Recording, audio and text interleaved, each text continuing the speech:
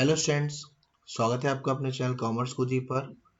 और आज हम स्टार्ट करने वाले हैं क्लास 11th के जो बच्चे हैं उनका एक बहुत ही प्यारा सा चैप्टर जो आगे आपको बहुत ही ज़्यादा काम आता है, जिसको हम कहते हैं जर्नल। अब जर्नल की एंट्रीज करने से पहले हम ये थोड़ा सा बेसिक समझ लेते हैं कि what is journal all about. इसमें हमें करना क्या है।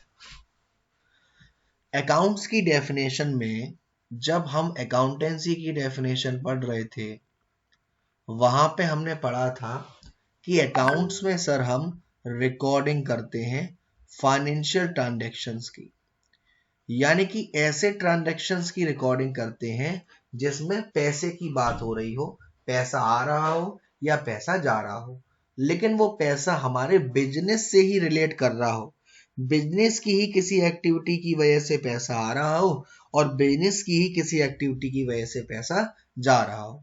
तो वहां पे मैंने बताया था कि हम सबसे पहले ये जो ट्रांजैक्शंस कर रहे हैं, लेन देन कर रहे हैं, इसको सबसे पहली बार कहीं पर रिकॉर्ड करते हैं जिसको हम कहते हैं जर्नल।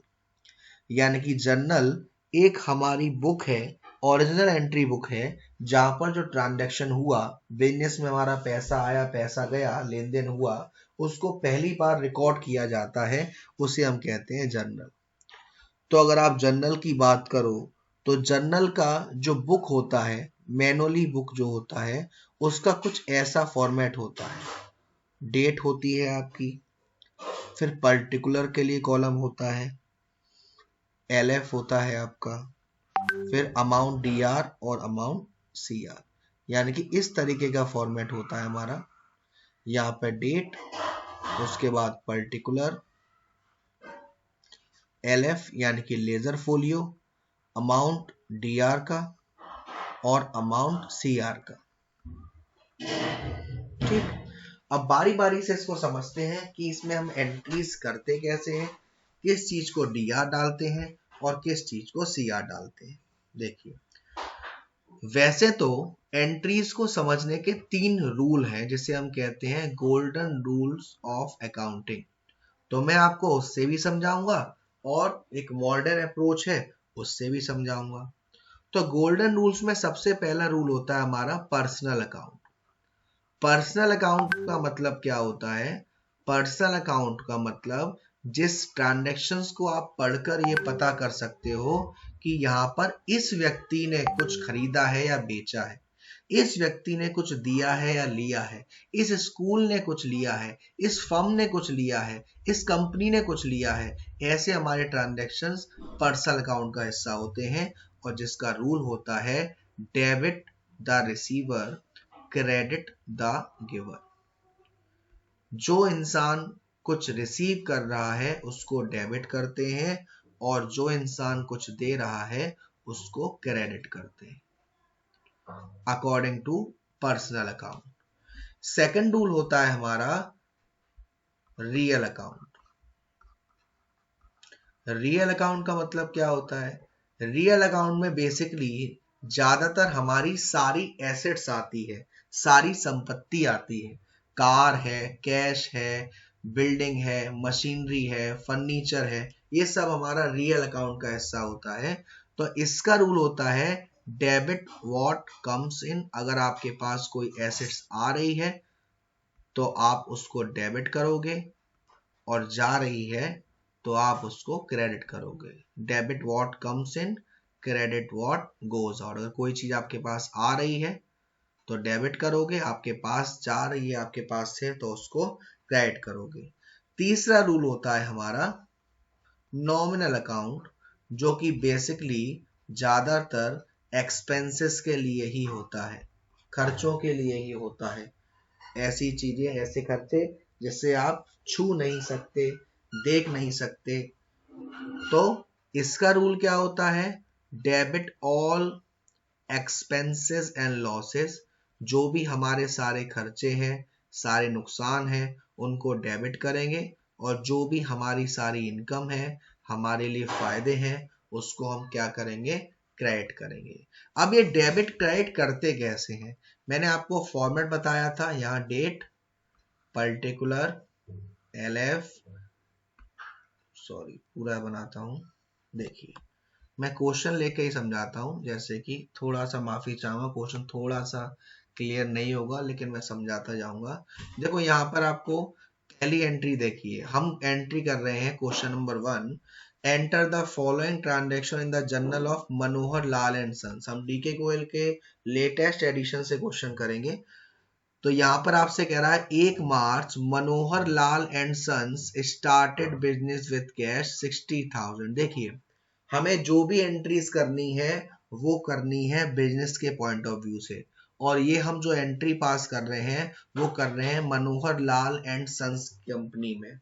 तो आपसे कहा गया Manohar Lal and Sons started business with cash, Manohar Lal ji ने अपने बिजनेस को कैश लगाकर स्टार्ट किया। तो मुझे बताइए बिजनेस में क्या हो रहा है सर, बिजनेस में पैसा आ रहा है, और पैसा कौन ला रहा है, पैसा ला रही है हमारे मनोहर लाल जी। तो बिजनेस में पैसा आ रहा है, और पैसा यानी कि कैश, कैश क्या है सर, एक रियल अकाउंट है, और रियल अकाउंट का रूल मैंने क्या बताया था आपको, debit what comes in, credit what goes out, यानी कि कैश आ रहा है तो डेबिट करेंगे और जा रहा है तो क्रेडिट करेंगे। अब डेबिट क्रेडिट करते कैसे हैं उसे देख लेते हैं। यहाँ पे तो मैंने फॉर्मेट बना दिया आपका जर्नल का, देखिए डेट, पर्टिकुलर LF यानी लेजर फोलियो, अमाउंट DR और अमाउंट CR। ठीक, अब देखो डेट यानी कि किस डेट को ट्रांजैक्शन हुआ, तो डेट दे रखी है आपको 1 मार्च, तो यहाँ पे मार्च लिख लेते हैं, 1 मार्च। आपसे कहा गया बिजनेस स्टार्टेड विद कैश, तो हमारी कंपनी में पैसा आ रहा है, तो जिस चीज को हम डेबिट करते हैं उसे पहले लिखते हैं, क्या आ रहा है, कैश, तो उसे पर्टिकुलर में लिखेंगे कैश, अकाउंट DR ऐसे लिखेंगे, पहली लाइन में डेबिट वाली चीज को लिखते हैं, जो भी चीज आ रही है उसका नाम, अकाउंट और डेबिट। लेकिन पर्सनल रूल में हम इस तरीके से अकाउंट को नहीं लगाएंगे, ठीक है। तो कैश अकाउंट डेबिट यानी कैश हमारे पास आ रहा है तो उसको हमने लिखा कैश अकाउंट डेबिट, और कितना आ रहा है, 60,000 रुपए, कितना आ रहा है, 60,000 रुपए, तो हमने 60,000 रुपए यहां लिख दिए। ये तो हो गया डेबिट की बात। अब जब डेबिट होगा तो क्रेडिट भी होगा कुछ ना कुछ, क्रेडिट को हम उसकी नेक्स्ट टाइम लिखते हैं 2 से। और क्या क्रेडिट होगा, जब भी हमारे बिजनेस में पैसा लगाते हैं और वो जो बिजनेस का मालिक है, तो जो बिजनेस है उस पैसे के बदले उसको देता है कैपिटल, कैपिटल यानी कि पूंजी, एक इंटरनल लायबिलिटी जो कि हमारी कंपनी के ऊपर है। तो कैश आया और कैपिटल गई, जो चीज जाती है उसे क्रेडिट किया, क्रेडिट को ऐसे लिखते हैं 2 लगा के, और उसका अमाउंट हम यहां लिखते हैं, इस तरीके से हम एंट्री करते हैं। फिर हम यहां लिखते हैं नरेशन, नरेशन का मतलब है कि इस एंट्री में हुआ क्या है। इस एंट्री में अगर आप नहीं लिख पा रहे हैं नरेशन, तो आप सिंपली क्या करेंगे, बीइंग लगाकर जो भी आपको क्वेश्चन में दे रखा था उसको एज इट इज आप लिख देंगे, यानी बीइंग, यहाँ Manohar Lal and Sons started business with cash. अगर आप रूल भूल जाते हैं कि यार पर्सनल अकाउंट का रूल क्या था, रियल का रूल क्या था, नॉमिनल का रूल क्या था, तो आप डायरेक्टली, अब आप ये याद रखो कि जो चीज आ रही है उसे डेबिट करो और जो चीज जा रही है उसे क्रेडिट करो। तो ये अप्रोच था। एक अप्रोच ये होता है कि अगर आपकी एसेट्स इंक्रीज हो रही है तो उसको हम डेबिट करेंगे, लायबिलिटी इंक्रीज हो रही है तो उसको हम क्रेडिट करेंगे। अभी फिलहाल के लिए 2 बातें याद रखनी है, एसेट्स इंक्रीज होगी तो उसको डेबिट करेंगे, लायबिलिटी इंक्रीज होगी तो क्रेडिट करेंगे। तो इसका जस्ट उल्टा, एसेट्स डिक्रीज होगी तो क्रेडिट करेंगे, और लायबिलिटी इंक्रीज होगी तो डेबिट, सॉरी लायबिलिटी डिक्रीज होगी तो डेबिट करेंगे। तो देखो सेकंड वाला पढ़ते हैं, purchase furniture for cash, furniture खरीदा है और वो भी नगद। तो यहां पर फर्नीचर आया हमारे पास, फर्नीचर एक एसेट्स है और उसके बदले क्या गया, कैश गया। तो furniture account DR2, cash account, 2 तारीख का ट्रांजैक्शन, 2 मार्च, furniture account DR2, cash account. कितने का फर्नीचर था, 10,000 रुपए का, यहाँ पर 10,000 रुपए। 4 तारीख को कह रहा है परचेज गुड्स फॉर कैश। अब आपको एक बात ध्यान रखनी है, जब यहां नरेशन आप लिख देंगे being furniture purchase for cash, आपको एक चीज हमेशा ध्यान रखनी है, जिस चीज का आपका बिजनेस है और अगर उसी से रिलेटेड आप कोई चीज खरीदते हो तो उसे आप परचेज के नाम से डालते हैं, क्योंकि वो आपने रीसेल के लिए खरीदा है। अब यहाँ पे कह रहा है परचेज गुड्स, तो आपके पास आ तो गुड्स रहा है, लेकिन उसे आप परचेज डेबिट करेंगे क्योंकि वो आपने बेचने के लिए खरीदा है। तो यहाँ एंट्री है परचेज गुड्स फॉर कैश।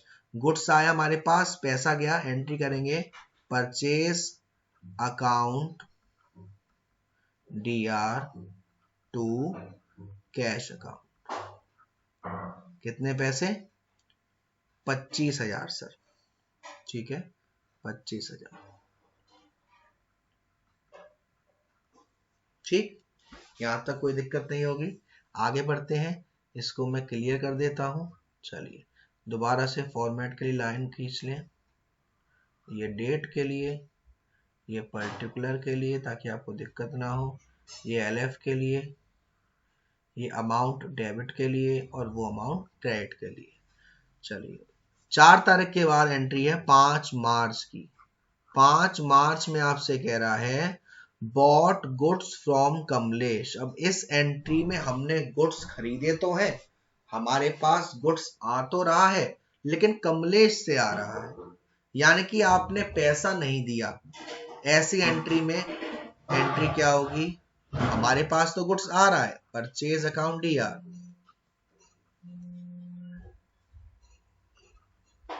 और किससे आ रहा है, कमलेश से आ रहा है। ठीक, कमलेश से आ रहा है यानी उधार आ रहा है, तो purchase account DR to Kamlesh. कितने का आ रहा है हमारे पास माल? आ रहा है 15,000 का, तो 15,000 यहां और 15,000 यहां। नरेशन आप लिख देंगे being goods purchase from Kamlesh. उसके बाद नेक्स्ट एंट्री है पेड कैश टू कमलेश। अब कमलेश से हमने माल खरीदा था और 10 तारीख को हमने उसे पैसा दिया, तो पैसा किसके पास जा रहा है, कमलेश के पास। तो कमलेश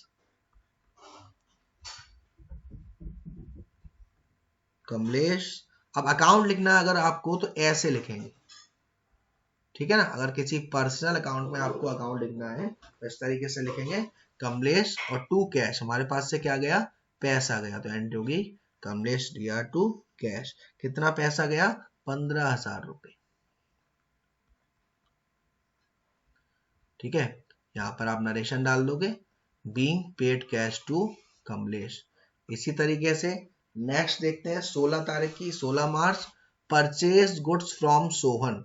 तो जिस तरीके से आपने ये वाली एंट्री करी थी सेम एंट्री होगी, क्योंकि यहां पर भी हम उधार खरीद रहे हैं। 16 मार्च, तो purchase account DR to Sohan, और सोहन को कैसे लिखेंगे, इस तरीके से। कितने का परचेस किया था, 6,000 रुपए का, तो 6,000 रुपए यहाँ, 6,000 रुपए यहाँ, और यहाँ पे डाल देंगे narration being goods purchase from Sohan. उसके बाद नेक्स्ट है 18 तारीख की, 18 मार्च की। अब आपसे कह रहा है purchase goods from Sohan for cash. Goods तो खरीदा है सोहन से, लेकिन नगद खरीदा है, पैसे दे के खरीदा है। तो 18 मार्च आपके पास गुड्स आ रहे हैं, तो परचेज अकाउंट को आपने डेबिट कर दिया और टू कैश अकाउंट। अमाउंट कितना है, 8,000 रुपए। नरेशन डाल दोगे being goods purchase for cash. अब इसमें एक लास्ट एंट्री रह रही है, वो एंट्री है 20 तारीख की, पेड रेंट। तो यानी कि हमने रेंट दिया, तो 20 मार्च एंट्री हो जाएगी रेंट अकाउंट DR, क्योंकि हमने जिस खर्चे का पेमेंट किया है उसका नाम है रेंट और हमारे पास से गया पैसा, तो rent account DR to cash account. कितना रेंट है? 1000 रुपये। तो 1000 रुपये यहाँ और 1000 रुपये यहाँ। नरेशन लिख देंगे being paid rent for cash. तो ये हमारा पहला क्वेश्चन यहाँ पर कंप्लीट हो गया। सेकंड क्वेश्चन करेंगे। मैं फॉर्मेट बना ले रहा हूं ताकि आपको कोई दिक्कत नहीं हो, समझ में आए अच्छे से। Date particular LF amount DR और amount CR। Date particular LF amount DR और अमाउंट CR। चलिए सेकंड क्वेश्चन है आपसे। सेकंड क्वेश्चन कह रहा है, सेकंड का पहला कह रहा है सोल्ड गुड्स फॉर कैश। अब आपने गुड्स को बेचा, वो भी पैसे में, 6 तारीख को, 6 जनवरी। तो जब आपने गुड्स को बेचा तो आपके पास पैसे आएंगे सर। ये सर, और आपने गुड्स को बेचा तो गुड्स नहीं लिखना, आप क्या कर रहे हो? सेल कर रहे हो, और ये आपका बिजनेस है, गुड्स को परचेज करके सेल करना। तो तारीख है 6 जनवरी। गुड्स को बेच रहे हो आप, तो आपके पास पैसा आएगा cash account DR to sales account. कितना अमाउंट है? 36,000। तो 36,000 यहां, 36,000 यहां। नरेशन में आप लिख दोगे being sold goods for cash. Next है सोल्ड गुड्स टू हरी, 30,000। अब यहां पर हमने गुड्स तो बेचा है लेकिन नगद नहीं बेचा, उधार बेचा है। वो भी किसको? हरी को, 8 जनवरी को। तो अगर उधार बेचा है तो कैश तो आ नहीं रहा, हरी के पास सामान जा रहा है। तो हरी DR, और आपने क्या किया? सामान को बेचा है। सेल्स अकाउंट 30,000 रुपए।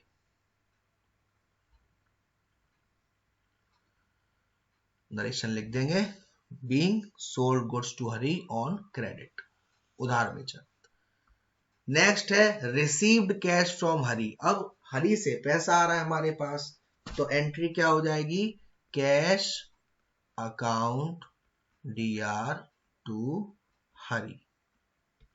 अब ऐसे इसमें कह रहा है रिसीव्ड कमीशन, कमीशन रिसीव्ड हुआ, तो आपके पास पैसा आ रहा है, और किस रूप में? कमीशन के रूप में। तो cash account DR to commission account.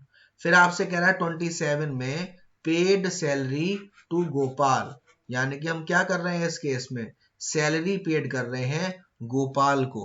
तो आप गोपाल का जिक्र नहीं करोगे, आपने सैलरी दी है, तो salary account DR to cash account, क्योंकि आपके पास से पैसा जा रहा है।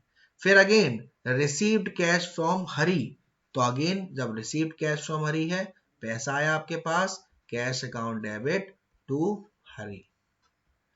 फिर आपको 29 में एक बहुत इंपॉर्टेंट चीज समझनी है, withdraw cash from office for personal use. जब भी अपने पर्सनल यूज के लिए हमारा जो मालिक है वो पैसे निकालेगा या गुड्स निकालेगा या कुछ भी निकालता है, तो उसके लिए हम ड्राइंग्स का इस्तेमाल करते हैं। तो 29 का मतलब क्या होगा? उसने पैसा निकाला, तो पैसा तो कंपनी के पास से जा रहा है, और किस लिए? ड्राइंग्स के लिए। तो drawings account debit to cash account. उसके बाद है वेजेस पेड, यानी कि मजदूरी हमने पेड करी, तो हमारे पास से पैसा गया। एंट्री क्या होगी? Wages account DR to cash account. Amount हम लिख देंगे 7,200 यहाँ, 7,200 यहाँ। लास्ट आपसे कह रहा है बॉट मशीनरी फॉर कैश। आपने नगद मशीनरी खरीदी है, तो आपके पास मशीन आ रही है, तो machinery account DR to cash account. 8,000 यहाँ, 8,000 यहाँ। एंट्री शो करने के बाद आप ये भी कर सकते हैं कि जहां जहां DR का अमाउंट डाला है उसका टोटल कर सकते हैं, और जहां जहां CR का अमाउंट डाला है उसका टोटल कर सकते हैं। टोटल आपका सेम आएगा, उस टोटल को आप ये जो बुक में टोटल आपके दे रखे हैं उससे मैच कर सकते हैं। तो आज की वीडियो में हमने ये 2 क्वेश्चन करे हैं, फर्स्ट और सेकंड, और आप अगली वीडियो में हम करेंगे क्वेश्चन नंबर 3 से। तो वीडियो पसंद आई हो तो प्लीज वीडियो को लाइक जरूर कर दीजिएगा, सब्सक्राइब कर दीजिएगा चैनल अगर अब तक आपने नहीं किया है तो। Thank you so much, love you all.